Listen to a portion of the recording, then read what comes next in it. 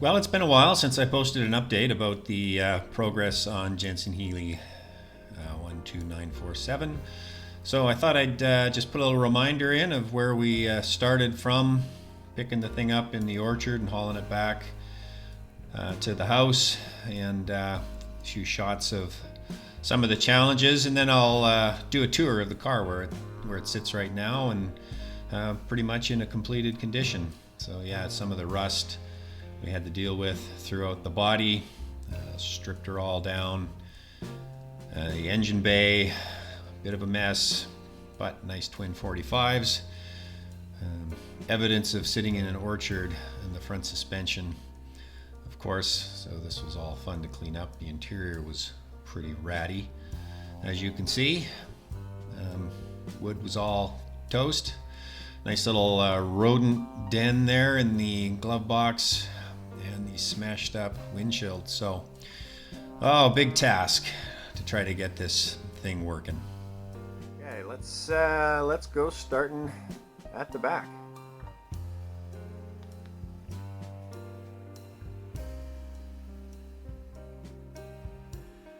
So in the boot area,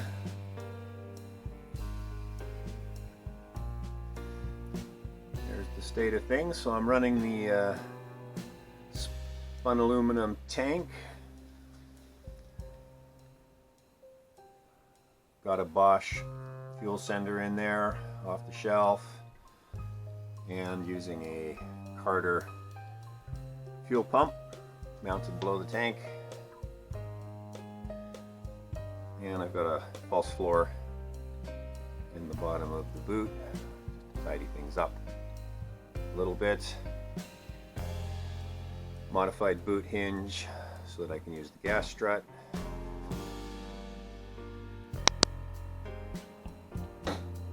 All works quite nicely.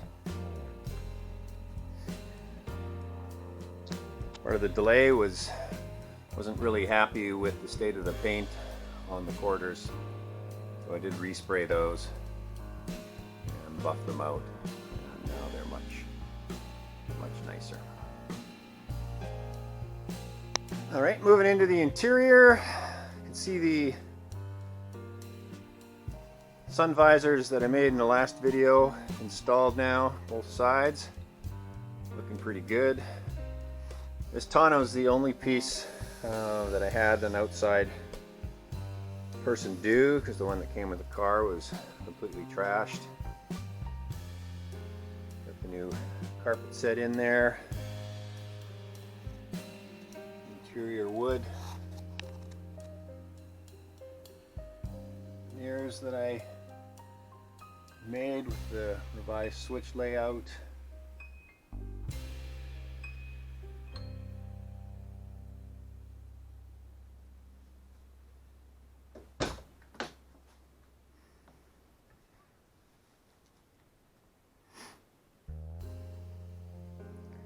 Door panels, we did a couple of videos ago.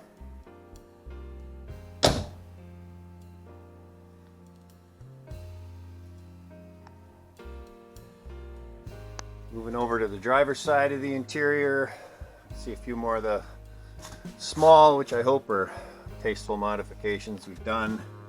Moved the high beam, low beam dip switch down to a floor mounted foot activated button.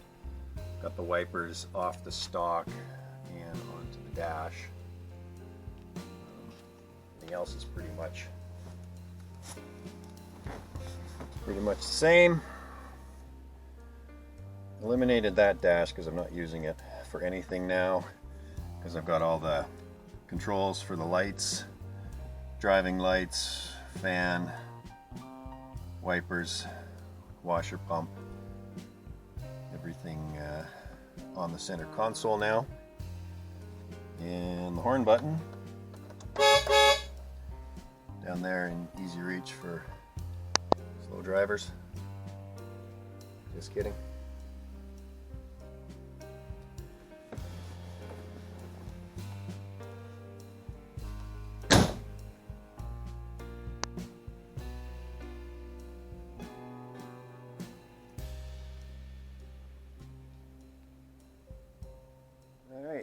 and under the hood, bonnet, I guess.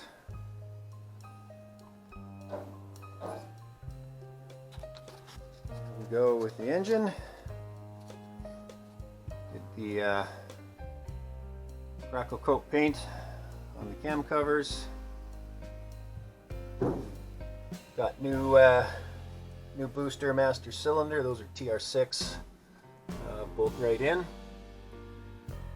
Over to this side now we've got the air intake and air box. We made a few videos ago, painted up and installed on the carbs now.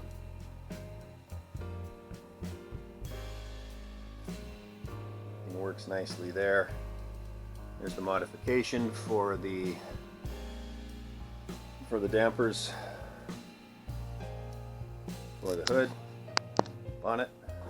All right, North America, you know.